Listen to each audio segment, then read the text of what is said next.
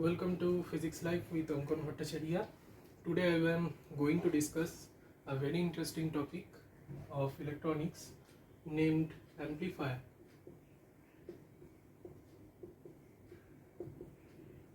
Now I have already discussed about the operational amplifier, which is a special kind of IC, that is integrated circuit IC 741 in my previous lecture. If you have not seen it, then go my playlist of electronics and see the video on operational amplifier. Then you will better understand the today's lecture about amplifier. Now amplifier is very interesting in our daily life also, because we always try to amplify something. Either it is our efficiency for doing work, either it is our study hour.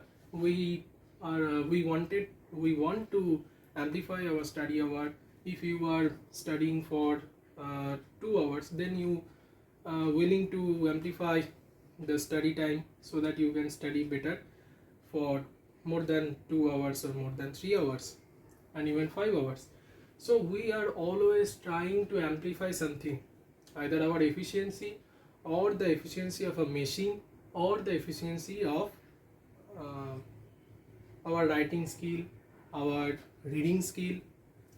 All of these are amplification of something. So the amplifier, so the person who drives the car, named driver, and the circuit which you are used to amplify either voltage or current or anything is known as the amplifier. So the amplifier is the circuit necessary to amplify the signal. Now amplifier contains one or more active devices and transforms power from the DC supply to the signal power at the output. Signal amplitude at the output being proportional to the input. This is well known from the operational amplifier also, where the inverting amplifier gain BO is some RF by RI into VI with a negative sign in case of inverting amplification of op amp. So this is not our concern. This is just a similarity between between the normal amplifier and operational amplifier. So now in accordance with the desired performance, that is the frequency range, method of operation and type of load and the manner of introduction of the signal of interstage coupling, amplifier can be classified into mainly 4 types. First, voltage amplifier, power amplifier. Second, audio, video, frequency amplifier. Third one, class A, B, class B, class AB, class C amplifier, and the last one is direct couple or DC amplifier. First thing is voltage and power amplifier. In case of voltage amplifier, the circuit is required to produce the amplification of the signal voltage in situations where the power consumed by the load is of less prime concern. Whereas in case of power amplification, the signal power amplification is important than the voltage amplification. In case of voltage amplifier, it is the this type of circuit is used in the first stage or the pre-stage of a radio receiver, whereas in case of power amplifier, it is the last stage of a radio receiver or the transmitting antenna in case of radio receiver, and the audio, video and radio frequency amplifier. This type of amplifier are used to amplify audio frequency about 20 Hz to 20 kHz signal. Audio frequency amplifiers are used in sound system. An amplifier designed to amplify the signals over a wide band of frequencies known as video or broadband amplifier. Such amplifiers are employed in TV to amplify picture signals having frequency up to about 4.5 MHz.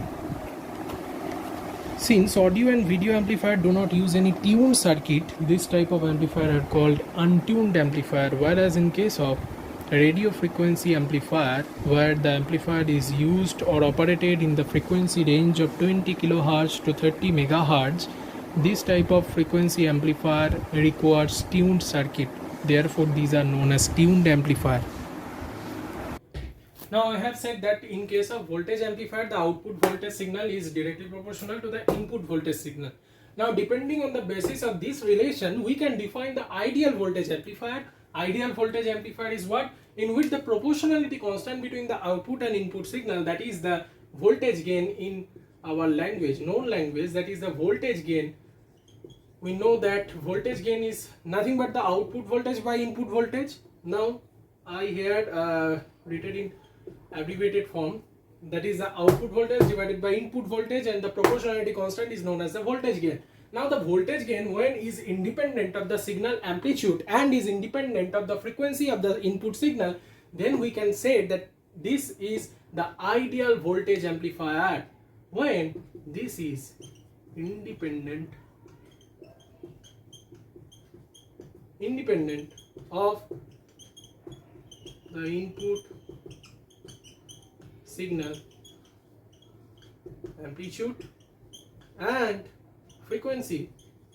Then we can say that it is then it reduces to ideal voltage amplifier. Okay, so ideal voltage amplifier. Now in case of ideal voltage amplifier, the input resistance of the circuit is infinite. We know that operational amplifier in which the voltage is amplified, operational amplifier, ideal operational amplifier can also have input resistance to be of infinite order, but practically this is not obtained. And the zero output resistance, that is the zero load resistance. Okay, so we can write infinite input resistance, infinite input resistance, and zero output resistance, What is the meaning of the infinite input resistance? That is the voltage gain of the ideal voltage amplifier does not depend upon the input resistance at all. And what is the meaning of zero output resistance? It means that the voltage gain of a voltage amplifier, the ideal voltage amplifier is independent of the load resistance used in the circuit. So this is all about the ideal voltage amplifier. Similarly, we can define the ideal current amplifier. Ideal current amplifier is one in which the current gain, that is the proportionality constant between the output current and input current signal, is independent of the input resistance and the input amplitude.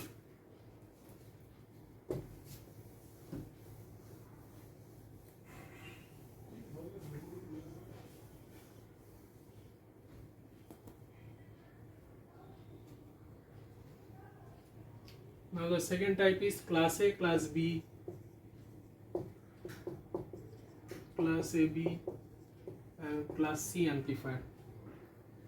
To discuss about class A, class B, class AB and class C amplification, we have to recall our output characteristics of common emitter transistor mode, in which the collector current is plotted against y-axis and the collector to emitter voltage is plotted against x-axis, and the characteristic curve at different base current is obtained like this.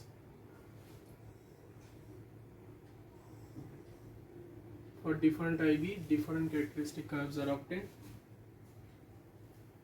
and we know to draw the load current. If we draw a load current like this, then it will intersect some of the points at the output characteristics. These points are known as the Q points. Depending upon these Q points, the amplification circuit is differentiated into class A, class B, class AB and class C circuit. Now if you carefully note this type of Q point, here if we draw the input signal,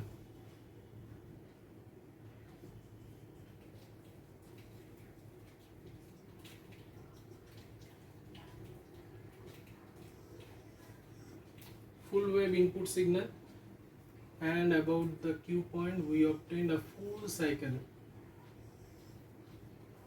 About this QA point we obtain a full cycle of output amplified voltage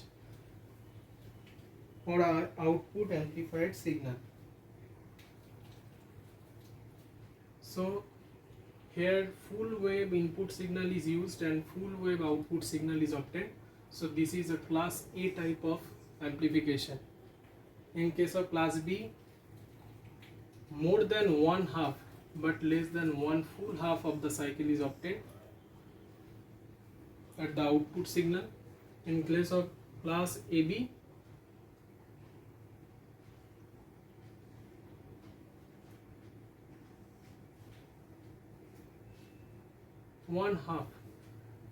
in case of class B, one half of the input signal is obtained only, and in case of class AB, more than one half but less than full output signal is obtained, and in case of class C, less than even one half of a cycle is obtained.